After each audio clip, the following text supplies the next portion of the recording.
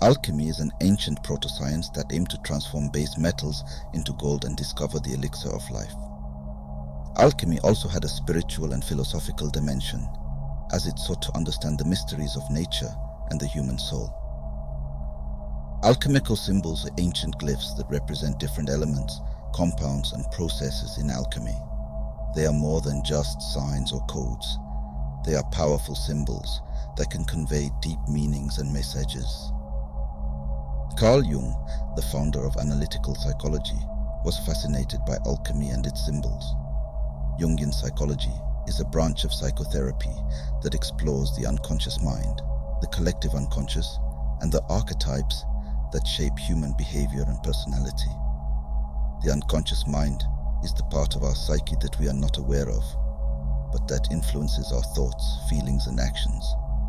The collective unconscious is the shared reservoir of memories, images, and symbols that we inherit from our ancestors and culture. The archetypes are the universal patterns or models that we use to understand ourselves and the world. For Jung, alchemical symbols can be used as a way of understanding and controlling the subconscious mind, as they reflect the psychological processes of individuation and integration. Individuation is the process of becoming aware of one's true self, which is different from the persona or mask that one presents to the world. Integration is the process of harmonizing the different aspects of one's psyche, such as the ego, the shadow, the anima, animus, and the self. In this video, I will explain the 4 main stages of alchemy and their corresponding psychological states. Nigredo, blackening; albedo, whitening; citrinitas, yellowing; and rubedo, reddening. I will also show you some alchemical symbols that represent each stage. The first stage of alchemy is nigredo, which means blackening. This stage represents the dissolution and decomposition of the raw material, which is usually a metal or a plant. The alchemists used various methods to break down the material, such as burning, boiling, fermenting, or rotting. The result was a dark and foul-smelling substance, which was called the prima materia, or the first matter.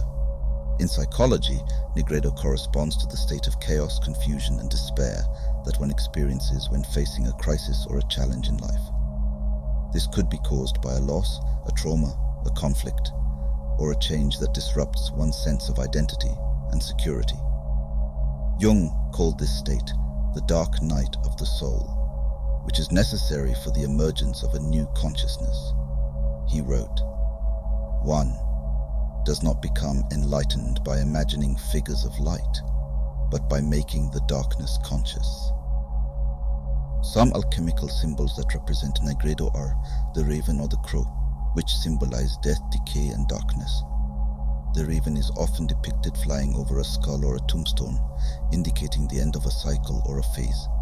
The raven also represents the shadow, the repressed or rejected aspects of oneself that need to be acknowledged and integrated. The dragon or the serpent, which symbolize the primal force of nature, the instinctual and unconscious drives that need to be tamed and transformed. The dragon or the serpent is often shown as devouring itself or being slain by a hero, indicating the need to overcome one's fears and limitations. The lead or the Saturn, which symbolizes the heaviest and lowest metal in alchemy, associated with melancholy, inertia, and stagnation. Lead or Saturn also represent the initial state of the material before it is purified and refined. The second stage of alchemy is albedo, which means whitening. This stage represents the purification and separation of the material, which is usually done by washing, filtering, distilling, or sublimating. The result was a white and clean substance, which was called the albedo or the white stone. In psychology, albedo corresponds to the state of clarity, calmness, and detachment that one experiences when one has overcome the chaos and confusion of nigredo. This could be achieved by introspection, reflection, meditation, or therapy that help one gain insight and perspective on one's situation. Jung called this state the dawn of a new awareness, which is marked by an increase in intuition and creativity. He wrote, "The meeting of two personalities is like the contact of two chemical substances. If there is any reaction, both are transformed. Some alchemical symbols that represent albedo are the moon or the silver, which symbolize the feminine principle in alchemy, associated with receptivity, emotion, and imagination. The moon or silver also represent the subconscious mind, which can reveal hidden truths and insights through dreams, visions, or symbols. The dove or the swan, which symbolize peace, grace, and beauty. The dove or swan are often depicted flying over water or resting on a pond, indicating harmony and balance between the inner and outer worlds. The dove or swan also represent the anima, or animus, which are the opposite gender aspects of oneself that need to be recognized and integrated. The mercury, or the quicksilver, which symbolize the volatile and fluid element in alchemy, associated with movement, change, and transformation. Mercury, or quicksilver, also represent the spirit or the life force that animates everything in nature.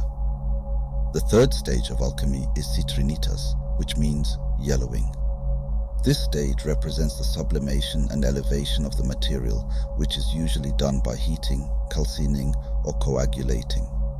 The result was a yellow and bright substance, which was called the citrinitas, or the yellow stone. In psychology, citrinitas corresponds to the state of joy, optimism, and confidence that one experiences when one has achieved clarity and balance in albedo. This could be expressed by enthusiasm, passion, humor, or wisdom that inspire oneself and others.